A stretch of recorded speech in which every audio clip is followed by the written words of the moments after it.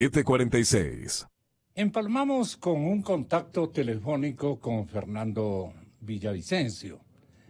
Él y su otro compañero de jornada desearán seguramente hacer un comentario sobre la opinión que ellos tengan respecto a lo que hemos estado publicitando desde las primeras horas de esta mañana, el anuncio del señor presidente de la República, cuando contamos con el coordinador de la Comisión Anticorrupción, señoras y señores, el doctor Germán Rodas. En contados instantes también urgiremos la presencia de Andrés Páez. Lenín Moreno anuncia que no contratará con Odebrecht mientras él sea presidente de la República. ¿De quién va a ser la opinión en este momento? Repetimos, pero no tenemos cómo averiguar al doctor, en este caso, al doctor García. Tenga la bondad. El señor presidente dijo concretamente: les comunico que el gobierno nacional ha demandado a la empresa Odebrecht la plena reparación de todos los daños que causaron sus actos de corrupción en nuestro país, en nuestro Ecuador. Debo decirles que mientras yo sea presidente, la compañía Odebrecht no firmará ningún contrato con el gobierno ecuatoriano. La compañía ecuatoriana no tomará ningún contrato, es decir, el gobierno nacional no tomará ninguna providencia, preparación o suscripción de contrato alguno, acaba de manifestar nuevamente. Y en línea, obviamente, me quiero presentar al señor Fernando Villavicencio, a quien le hemos convocado inmediatamente sobre una reacción a lo manifestado por el señor presidente de la República. Creo que el presidente, como dejé entrever yo hace algunos instantes cuando el señor ministro de Energía estaba presente en nuestro estudio, yo dije, el presidente como que sintió algo peligroso y les paró el carro diciéndoles: yo no voy a firmar absolutamente nada con Odebrecht. Por allí vendría la cosa. Hay también otro anticipo para que pueda reaccionar Fernando. El que me suscitó la atención precisamente del coordinador de la Comisión Anticorrupción aquí presente, saludándole también a usted, don Germán Rodas. ¿Qué opinión tiene respecto a esta reacción que sí dejó con la maleta casi puesta a algunos negocios que estaban pródigos de cumplirse? Gracias, Gonzalo, buenos días. Yo creo que es de enorme importancia lo señalado tanto por el ministro cuanto lo señalado en su oportunidad por el presidente de la República, en el sentido de que en este gobierno ya no habrá más contratos con Odebrecht. A la Comisión Nacional Anticorrupción le pareció esta declaración importante, pero todavía insuficiente. Hay algunos temas que nos parece que hay que agregarlos. Uno de ellos, por ejemplo, que hay todavía deudas pendientes del Estado ecuatoriano con Odebrecht por diversos contratos que nosotros creemos que no pueden ser pagados.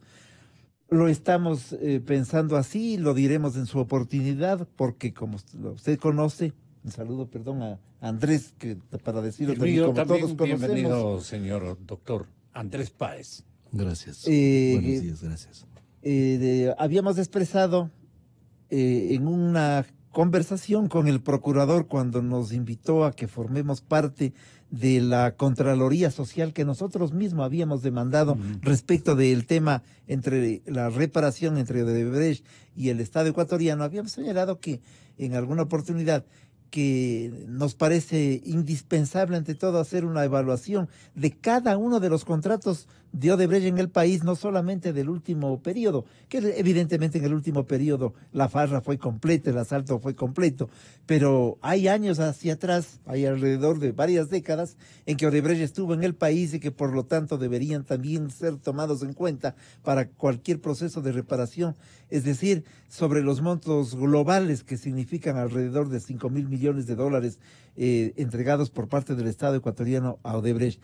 Por eso yo digo que la declaración del presidente, hoy ratificada por el ministro en su programa, es importante, sigue siendo insuficiente respecto de aquello de no creo que es, no solo que no creo, no es posible, no debe pagarse nada de recursos que estén pendientes de pagos del Estado ecuatoriano hacia Odebrecht, que deben ser precisamente indexados a la reparación y que habrá que buscar una reparación que ciertamente responda a la realidad de las últimas décadas de esa empresa en el país y que evidentemente habrá que exigirle a la empresa varias cosas. Primero, la entrega completa de los listas de aquellos que fueron los beneficiarios mediante el chantaje, la extorsión, etcétera, etcétera. Y desde luego habrá que exigirle una reparación en lo tangible y en lo intangible, de tal forma que este es un proceso que debe ser manejado con absoluta pulcritud, porque es un hito histórico importante en donde el país debe estar atento a las circunstancias que van a ocurrir en el mediano plazo. Nosotros sí tuvimos el cuidado y además la obligación de preguntarle al señor ministro respecto de esta decisión anticipada por el señor presidente de la República. Yo no voy a firmar nada, les dijo, no sé a quién, pero me darán descubriendo entre todos ustedes. Así es que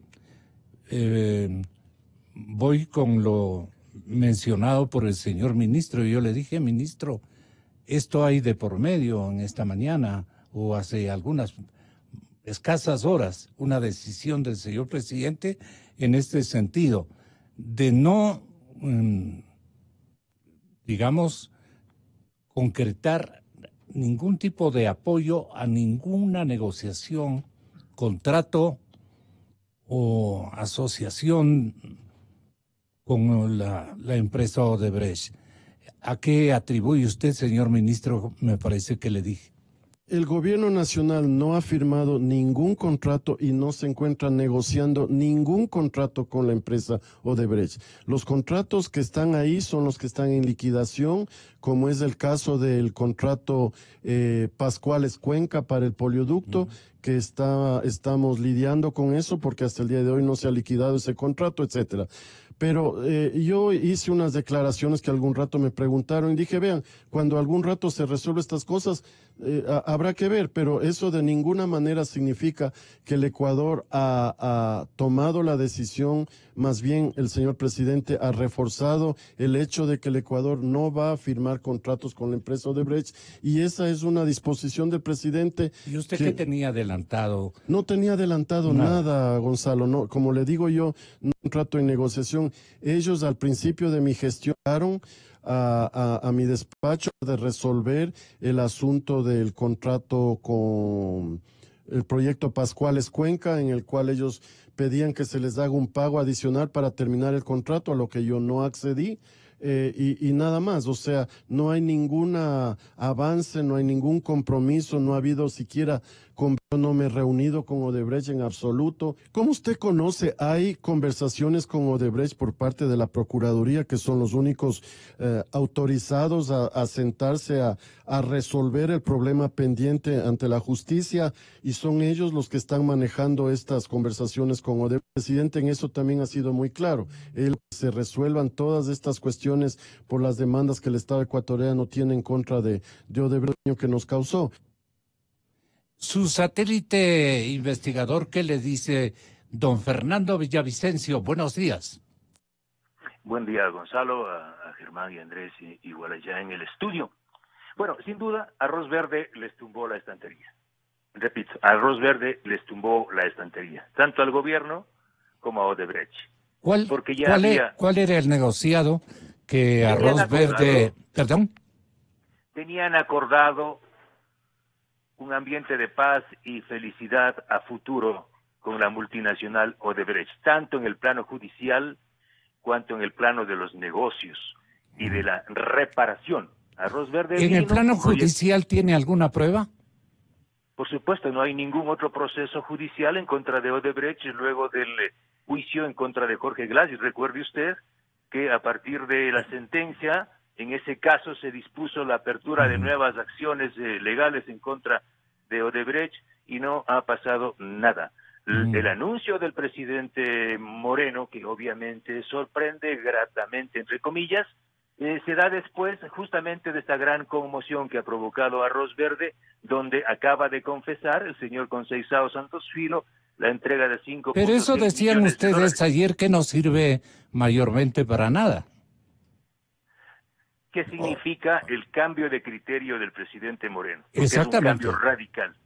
Es un cambio radical. Luego de los encuentros, porque el país ha visto cómo estaba la gente del gobierno de Moreno, el Procurador General del Estado, y entiendo hasta autoridades de la Fiscalía General del Estado, reunidos promoviendo el encuentro para la reparación integral, y han sido palabras del propio ministro anteriormente de que Odebrecht podría volver. Ahora el presidente Moreno da un giro radical y obviamente se entiende por qué, es en el marco de la investigación penal de Arroz Verde y dice que el Estado ecuatoriano, que el gobierno ha demandado a Odebrecht la reparación. Primero, aquí no hay ninguna demanda.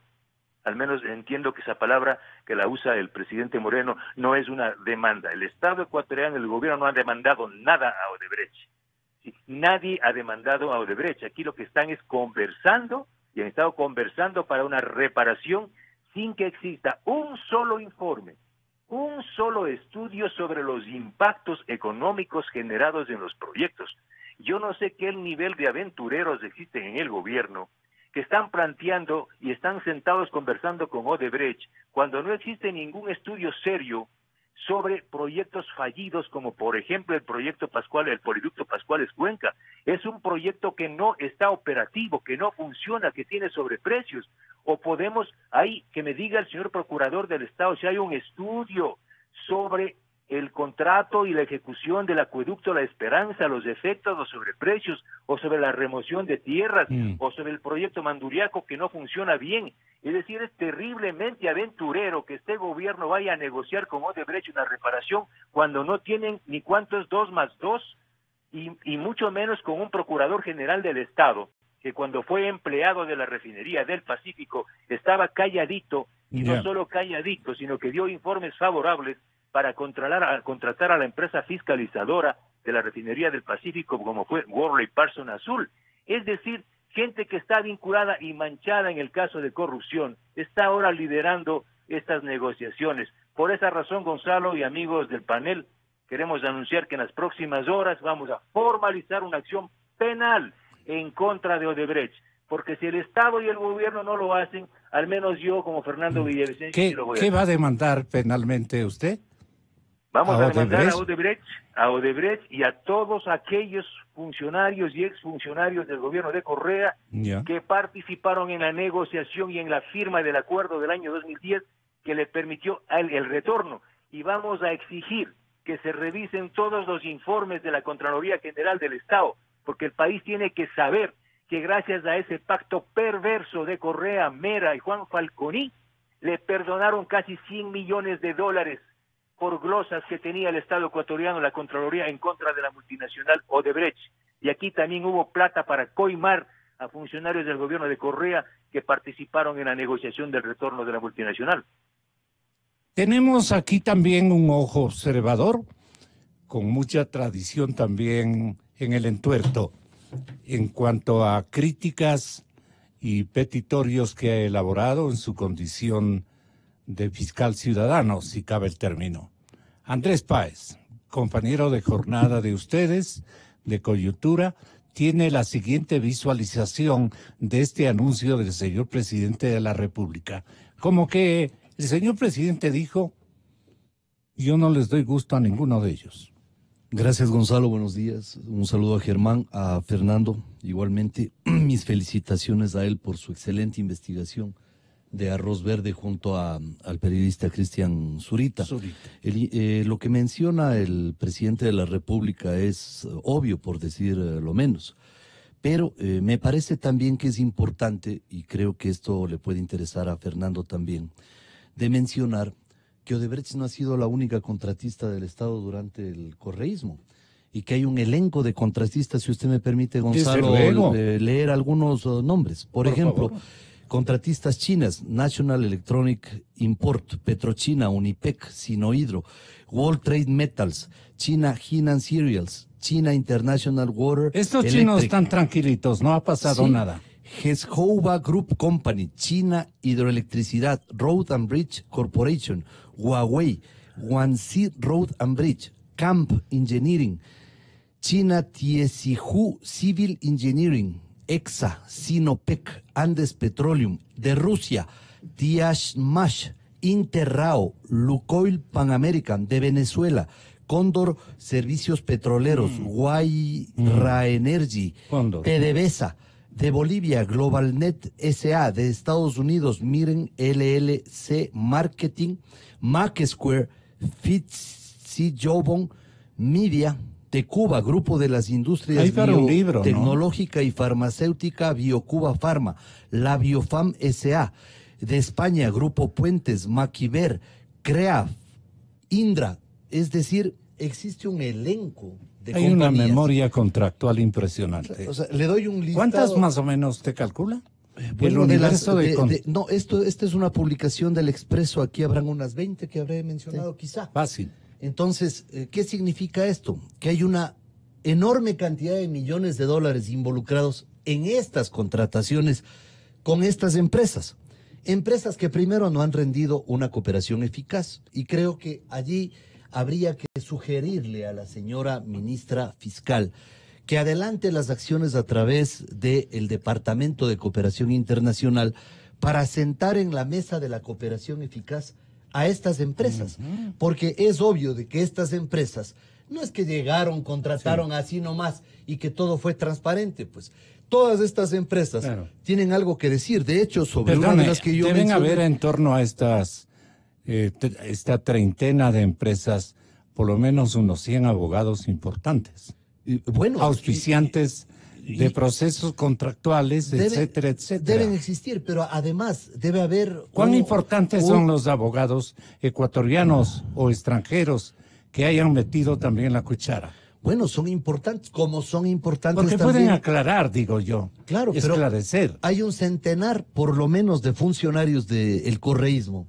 que tienen que explicar cómo firmaron estos contratos. ¿Para qué, Gonzalo? Para la más diversa cantidad de hechos. Brazaletes del Ministerio de Justicia, preventa de crudos, hidroeléctricas, artículos de acería, insumos para Ban Ecuador, control de inundaciones, venta del Hotel Quito, plataformas de la CNT, multiparques inmobiliar, parque infantil La Tarazana, multipropósito Manabí, proyecto Mirador, uso del OCP, transporte de crudo, Toachi Pilatón, Petroecuador, Petroamazonas, empresa Rionapo, Conatel, relaciones públicas y mejora de imagen del gobierno de Correa, Ministerio de Salud del Ecuador, Ministerio de Agricultura, construcción de los hospitales en Quito, Guayaquil, Machala y Manta, estrategias comunicacionales de posicionamiento del Ecuador en Europa, Sistema de Información Justicia 2.0. Mire, Gonzalo, le hago un resumen así nada más es todo un universo de gente, ¿no? Para poder dejar en evidencia una cosa. Sí. Aquí hay una enorme cantidad de contratos de una administración que durante una década administró alrededor de 380,000 millones, de los cuales cientos de millones fueron destinados a la contratación pública. Y por lo tanto, existen funcionarios involucrados en esto, porque no solamente es una o dos empresas las que hasta ahora... no nos olvidemos, Gonzalo, que en estos mismos micrófonos, yo a principios de año mencioné la delación que hizo ya en Brasil un alto funcionario de la empresa OAS, diciendo que en el Ecuador había pagado 9.7 millones de coimas. Fíjese, Gonzalo, que han pasado ya 9 meses y sobre eso no tenemos absolutamente ninguna noticia. Entonces, sí me parece que tenemos que mirar el problema también desde esta perspectiva. señalando obviamente la necesidad que tiene el país de conocer los entretelones de esta contratación, los funcionarios que participaron, los montos que se manejaron y quiénes son los responsables, porque le puedo asegurar que de todos estos contratos hay una cantidad de fortunas que crecieron inusitadamente. Por ejemplo, en el caso de Mac Square, yo incluso tengo presentado una denuncia en los Estados Unidos sobre ese contrato comunicacional. Ustedes recordarán que yo denuncié que me valió la persecución de los hermanos Alvarado. Pues la misma empresa Mac Square luego continuó contratando con el Estado ecuatoriano, muy a pesar de la denuncia y muy a pesar de haber violado una ley dictada en los Estados Unidos que se llama la ley FARA, según la cual se tienen que hacer reportes regulares de cada uno de los egresos, y que esta empresa, a criterio del Departamento de Estado y del Departamento de Justicia de los Estados Unidos, no satisfizo las exigencias de esas instancias de entregar los justificativos, porque con esas empresas incluso se pagaron conciertos con famosos músicos los días en que Correa fue a dar sabatinas en los Estados Unidos. Don Germán Rodas, ¿usted recuerda el inventario que seguramente todavía ustedes manejan en el archivo de la Comisión de Lucha Cívica Anticorrupción? ¿O se lo llevó Jorge?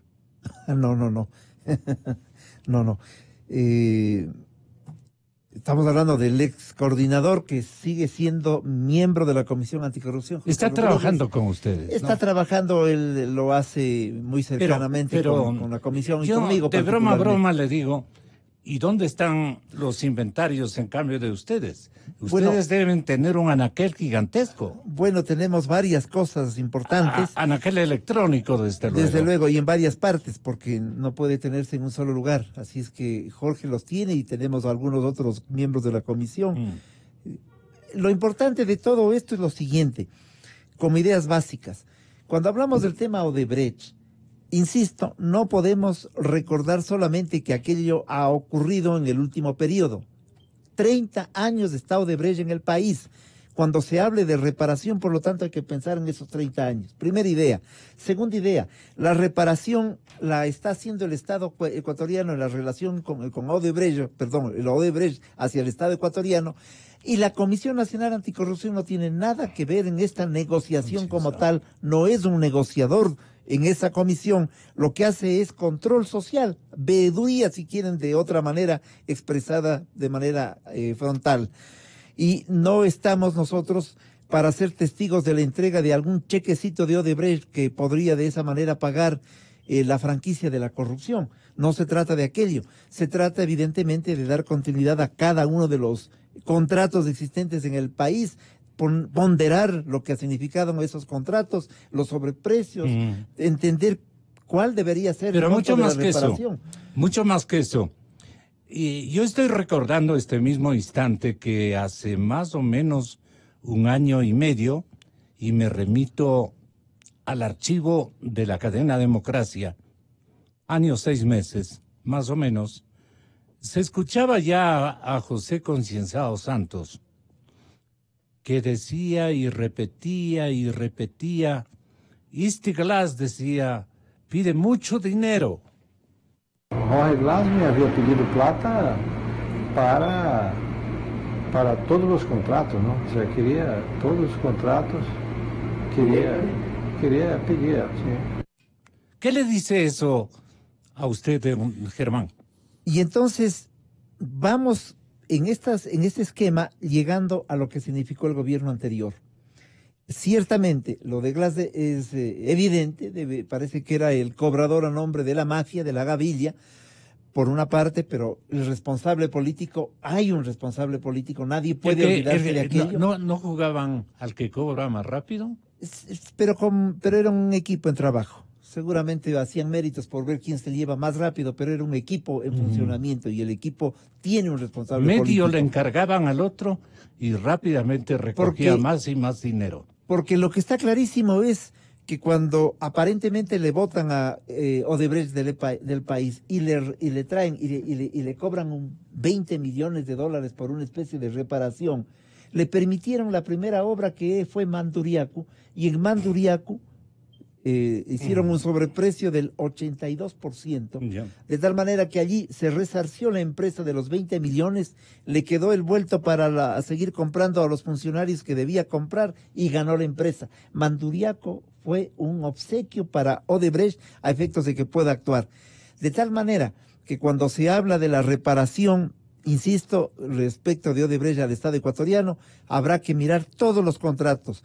Yo sigo pensando que la decisión del presidente Moreno es sana, es buena en el sentido de hasta aquí llegamos, pero no es suficiente. Odebrecht ya no puede estar en el Ecuador, no es en este gobierno, no puede estar en el Ecuador. Y por otra parte, el Estado ecuatoriano no le adeuda ya nada a Odebrecht. Digo en términos reales, porque en términos de papelería y en términos de algunos actos contractuales, Odebrecht todavía debe recibir pagos del Estado ecuatoriano. Y es de una injusticia total que aquello ocurra desde el plano de la justicia, hablo yo, que el asaltante le diga que todavía falta que meterle mano en el bolsillo a los ecuatorianos para llevarse el resto. La reparación debe pasar por aquello. No le debemos, y si es que hay alguna deuda, hay que ir analizándola de manera detallada. ¿Y cuáles son sus conclusiones, don Andrés Páez? A mí me parece que hay un camino que ya se ha iniciado por parte de la Fiscalía y que hay otros temas que tienen que ser investigados. Por ejemplo, algo que desgraciadamente no se le pudo consultar al señor ministro Pérez, que estuvo aquí, y es el secretismo de los contratos petroleros, pues. Porque la ley dice... ¿A qué refiere? Perdone. La ley dice que se debe conservar secreto de la negociación de los contratos, por una estrategia de que obviamente aquello se lleve sin sobresaltos. Pero una vez firmados, se acaba el secretismo de acuerdo a la propia ley. Y resulta de que, como ya el licenciado Fernando Villavicencio en varias ocasiones lo ha dicho, esos contratos siguen siendo secretos. Y nadie conoce el contenido de esos contratos, que deberían salir a la luz porque evidentemente es parte de todo este entramado de corrupción. Coincido con Germán cuando él dice, y por supuesto también con Fernando, de que esto es una parte de todo un entramado de corrupción en donde opera una mafia dedicada a la extorsión, a las coimas, a los sobornos, etcétera, etcétera. Pero esto de los contratos petroleros es crucial para el país, para saber en qué condiciones fueron firmados, a qué intereses, a qué plazo y quién llevó un billetito en esos contratos. Pero además hay otro tema que nace de los últimos días, que me permite... Perdón, ¿quién ha incorporado a la trama estas declaraciones de hace un año y medio y las que acaba de formular José Concienzado Santos, bajo la queja, incluso que no la encuentro yo todavía la justificación, pero debe haberla, obviamente, de los aludidos? Santos ha declarado 3 veces en el marco de la cooperación eficaz. Sí, sí. Esta es la tercera ocasión que declara, y en la última ocasión añade algunos pero no ponen a consideración de las autoridades. Lo que pasa, solamente se quedan en declaraciones de prensa. Bueno, lo que pasa es que la Fiscalía es la que tiene que impulsar el proceso de investigación dentro de los parámetros establecidos en la ley. ¿En qué sentido? Perdone, doctor, porque para que entiendan mis oyentes. La cooperación eficaz significa que una persona declara ante la justicia exactamente un hecho en particular para favorecerse de un beneficio que es la disminución de una pena, fundamentalmente. Y eso es lo que ha hecho Odebrecht en el caso del Ecuador y en el caso de Estados Unidos y de otros países. Quieren entregar toda esta información para que no les penalicen.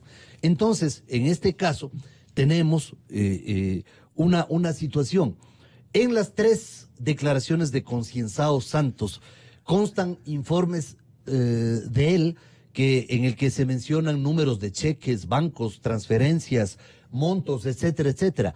Eso pasa a manos de la fiscal y la fiscal es la que tiene que llamar a cada una de las personas nombradas, mandar oficios a los bancos en los diferentes países en donde se han hecho transferencias, recabar toda esa información, es decir, armar el caso para luego procesar a cada uno de los involucrados. Diga usted, se ha hecho una transferencia a un banco de Guatemala, vamos a poner como ejemplo. Entonces tiene que mandar los oficios, preguntar quién es el titular de la cuenta, de dónde se hizo la transferencia, en qué montos recibió, cuándo recibió, quién ha retirado ese dinero, cuándo se retiró, etcétera, etcétera. Y qué transferencias se hicieron posteriormente desde esa cuenta a qué otras cuentas. Porque mire, Gonzalo, aquí el gran desafío de la Fiscalía, yo sí quisiera ser enfático en esto, aquí el gran desafío de la Fiscalía es comenzar a aterrizar en dónde está la plata. Porque es obvio, por ejemplo, Solís. La señorita Ordóñez dice que por lo menos se han encontrado 30 millones en alguna cuenta suiza. Pero de 70,000, pues, Gonzalo. O sea, 30 de 70,000 que se robaron. Entonces, ¿qué es lo que pasa? Por ejemplo, Walter Solís tenía un equipo de gente que obraba con él. La señora Duarte tenía asesores, tenía un equipo de gente que obraba con él. Alexis Mera tenía un equipo de gente que obraba con él. Es decir, ya tenemos a los principales involucrados. O sea, les daban colocando algo de eso. Son la gente que retiraba el dinero, que hacía los contratos, que impulsaba que depositaba los informes, que salgan rápido los informes, que se celebre. Obviamente que retiraban Eran el dinero. equipos. Aquí hay un lío de testaferrismo que es enorme. Hay que comenzar a aterrizar en los equipos de cada una de estas personas, que son los asesores, los subsecretarios. Yo le menciono un nombre. ¿Y nosotros les conocemos a estos gallos? Le menciono un nombre, Gonzalo. Rafael Poveda. Rafael Poveda estuvo con Glass desde el Fondo de Solidaridad. Estamos hablando desde los inicios del gobierno de Correa. Claro. Se fue casi al finalizar el mandato de Correa. Estuvo prácticamente 10 años en funciones. Llegó a ser ministro de Energía, ministro coordinador de sectores tipo estratégicos. Anda por Europa, ¿no? Dicen que está en Chile, que tiene unas grandes inversiones allá en materia minera, me comentaron. Pero yo me pregunto, ¿cómo es posible que una persona que ha estado en el equipo más próximo a Glass, que aparece en todas las fotos junto a Capaya y junto a Glass, que está en el entorno de todos estos contratos, resulta que está volando bajo el radar? Gonzalo, esa es la verdad. Volando bajo el radar y no pasa nada. Su punto de vista, Fernando Villavicencio, con su venia, doctor Páez, gracias. Nos está esperando. Bueno, yo quisiera que, ahora que estamos subrayando temas referentes a Odebrecht y a otras multinacionales, se tome muy en cuenta lo delatado o parte del testimonio de Pamela Martínez sobre el destino del dinero de Odebrecht, o de una parte al menos. ¿Y por qué digo esto, Gonzalo? Porque cuando se hable de reparación, no solo se hable de los temas económicos directos de cuánto fue a la coima y cuánto es el sobreprecio, sino a los impactos generales, incluso subjetivos, que generaron en este proceso de delincuencia organizada. La señora Pamela Martínez señaló que parte del dinero, que nosotros igual en el reportaje señalamos, que fue a parar a manos de Alexis Mera, le entregó el señor asesor entonces de Alexis Mera, Pedro Espinosa, quien luego fue asesor de Carlos Vaca Mancheno. Pero que ese dinero de Odebrecht entregado a Pedro Espinosa para Alexis Mera era para un tema ambiental y el destinatario era el abogado Fajardo. Me refiero a Pablo Fajardo. Este elemento es supremamente importante y vincula al caso Chevron con el caso Arroz Verde. ¿Por qué? Porque justamente la multinacional Chevron demandó al Estado ecuatoriano en la Corte de Nueva York y acusó al gobierno de Correa de meter la mano en la justicia para favorecer la obtención de una sentencia en Lago Agrio. Se trata de esto. Ahora lo que acaban de hacer es de entregarle una perla, una fresa en el pastel a Chevron para que diga, aquí está una prueba más de cómo el gobierno de Correa metió la mano para favorecer una sentencia. Esto es lo uno. Y lo otro, lo que dice Andrés es cierto. Aquí hay que investigar a todas las empresas que fueron parte de un mecanismo mafioso para sostener una dictadura. Por eso en los próximos días vamos a presentar una serie de reportajes bajo el título Sinohydro también puso presidente en el Ecuador. Sinohydro también puso presidente en el Ecuador. ¿De qué manera puso presidente Sinohydro? porque aportó a las campañas electorales de Correa y también de Lenín Moreno. Vamos a ver cómo las compañías chinas aportaron a la campaña de Moreno y también aportaron a las campañas de Correa. Es decir, no es solo Odebrecht la que puso presidente, es también Sinohydro como el emblema de las compañías chinas. Y por supuesto, también, como ya se ha referido por parte de Andrés, en los próximos días vamos también a publicar una serie de reportajes y los contratos reservados que señala Andrés Páez. Vamos a publicar todos los documentos y todos los contratos que el gobierno de Moreno y que el gobierno de Correa han pretendido, y en la práctica lo han hecho, mantener en la oscuridad. El país tiene que saber cómo negociaron la entrega del petróleo a China. Por eso yo le pido de la forma más comedida a la fiscal Diana Salazar. ¿Usted dice que el presidente Moreno algo ha tapado de su antecesor? No solo ha tapado, continúa haciendo lo mismo que Correa. Pero Continúa las pruebas el petróleo. y las evidencias, ¿cómo las describe usted?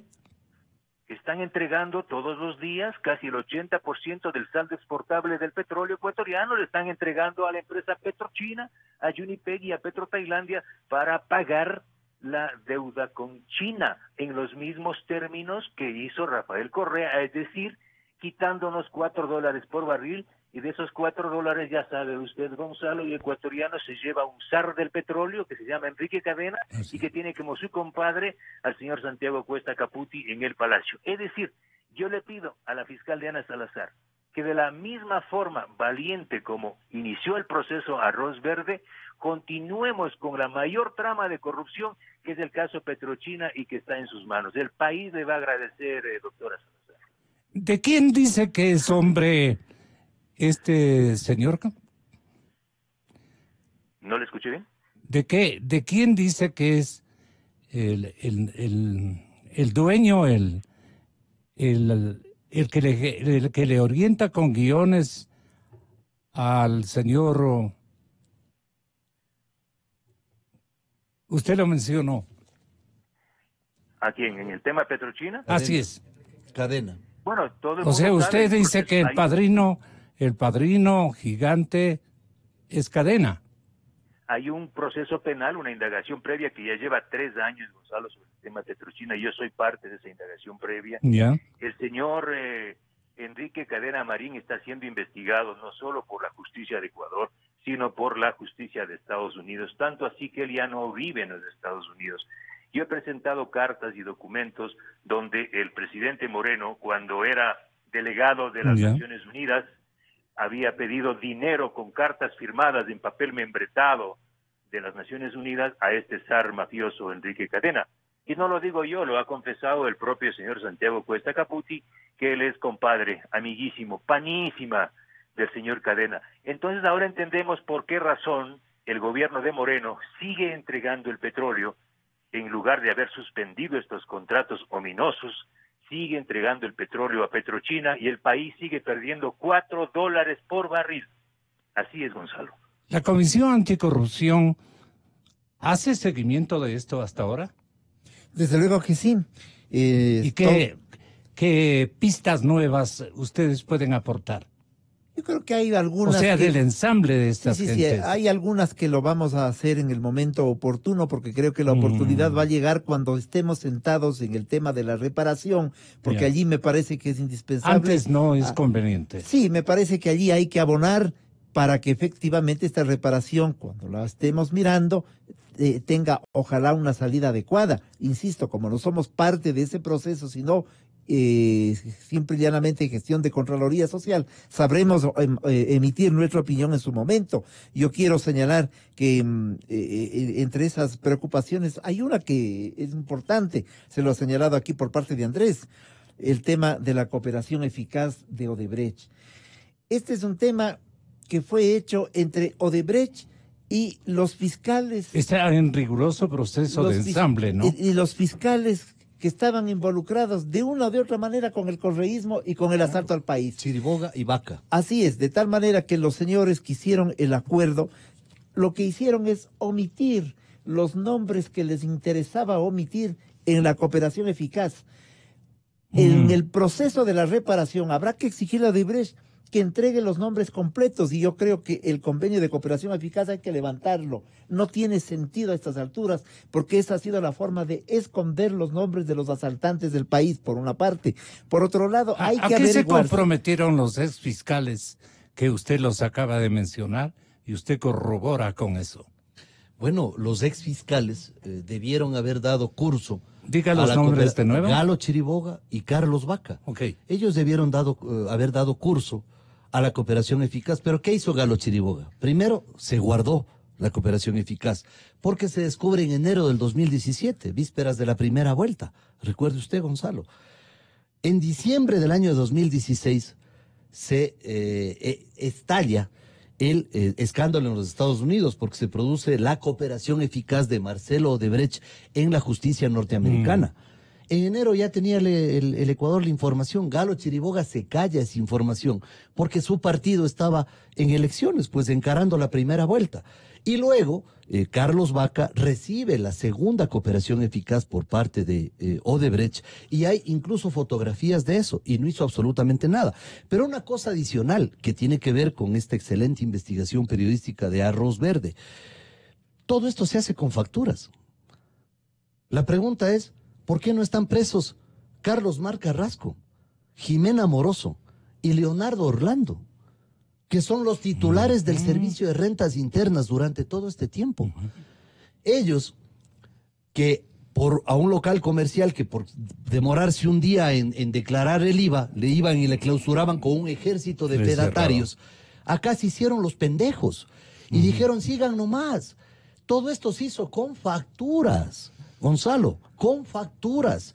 Yo sí le pido a la señora fiscal general que ha llegado el momento de vincular al proceso a Carlos Mar Carrasco, Jimena Moroso y Leonardo Orlando, que son los titulares del Servicio de Rentas Internas durante todo el tiempo de los actos denunciados en el reportaje Arroz Verde por Cristian Zurita y Fernando Villavicencio, y que se hicieron con facturas y que son documentos que debieron haber sido examinados por el Servicio de Rentas Internas y no lo hicieron. Y no estamos hablando de $500, de $1,000, estamos hablando de varios millones de dólares que se hicieron los pendejos. Por eso la señora fiscal general tiene que llamar e involucrar y ligar, vincular al proceso a estos tres personajes del Servicio de Rentas Internas, como también a los que la señora Viviana Bonilla durante el fin de semana nos ha anunciado. Pues creo que fue el jueves la declaración de Viviana Bonilla. Dice, bueno, ya que me están acosando, ya me tienen arrinconada. ¿Y qué pasó? Pues con los dineritos que entregamos también a Gustavo Baroja y a Paola Pavón. No lo digo yo, lo dijo la señora Bonilla. Entonces yo creo que la fiscal general, quizá con un poquito más de celeridad, debería pensar en estos personajes. En la coyuntura estratégicamente peleados los dos personajes que usted menciona. Y además una cosa, sí, claro, es que entre ellos se van a sacar los ojos, pero una cosa adicional. ¿Pero están en serio peleados? Sí, claro, pero además una cosa, Gonzalo, la señora fiscal general tiene la obligación de vincular al proceso a Galo Chiriboga y a Carlos Vaca, porque en materia penal hay dos formas de delinquir, por acción o por omisión. En este caso, Chiriboga y Vaca delinquieron por omisión, al no actuar de la forma en que el país esperaba que actúen. Y aquí digo una cosita más adicional. ¿Cómo hacía Glass? Le procesan solamente por asociación ilícita. O sea, la pena menor, ¿no? O sea, en el fondo, con todas las evidencias, Glass debería estar por peculado, cohecho, concusión, testaferrismo, enriquecimiento ilícito, delincuencia organizada, lavado de activos. Es decir, si le procesan, tiene para 40 años. Y resulta de que Glass está ya cumpliendo su pena. Hoy se va a graduar de máster, anunció él en Twitter. Sí, lo dijo en Twitter, que se va a graduar de máster ya, porque ha estado estudiando desde la cárcel, y ya mismo pide la prelibertad. O sea, esa es la verdad, Gonzalo. Entonces sí hay que pedirle a la señora fiscal general que un poquito ajuste más las tuercas de estos procesos que tiene en curso, incluyendo lo que Fernando menciona, Petrochina y lo del campo Singue, me acuerdo que él también hizo una importante denuncia sobre ese tema, para que estos temas puedan ser enlazados unos con otros, porque así corresponde. Diana dice, en eso estamos. Pero deme micrófono, por favor. Diana, la fiscal, dice, en eso estamos.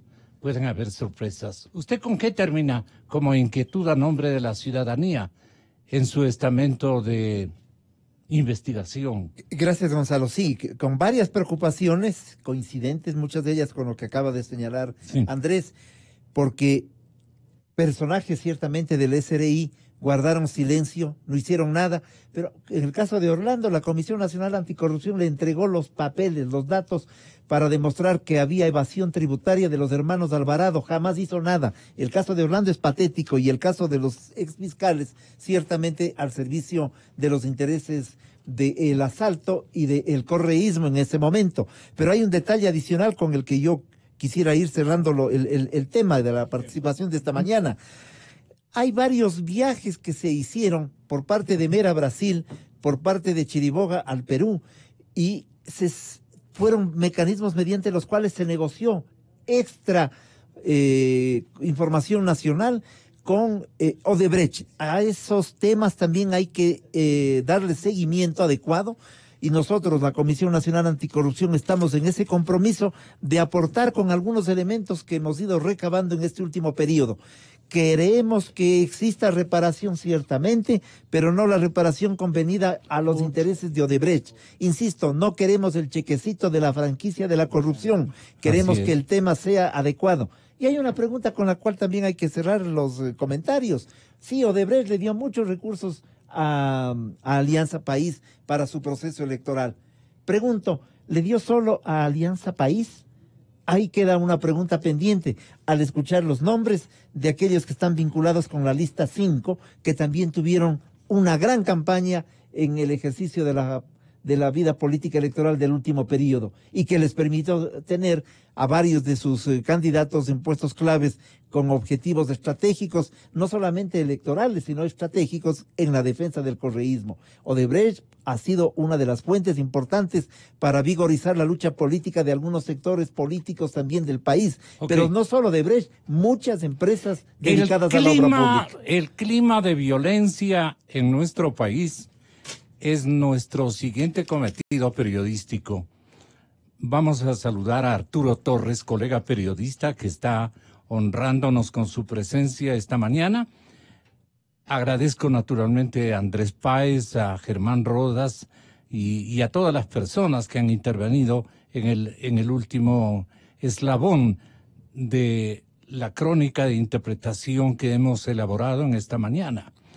Y bueno, César Carrión, Arturo Torres, Ricardo Camacho. La violencia dicha por César Ron alega lo siguiente. Inicio de espacio promocional y publicitario. Oiga, señor locutor, usted que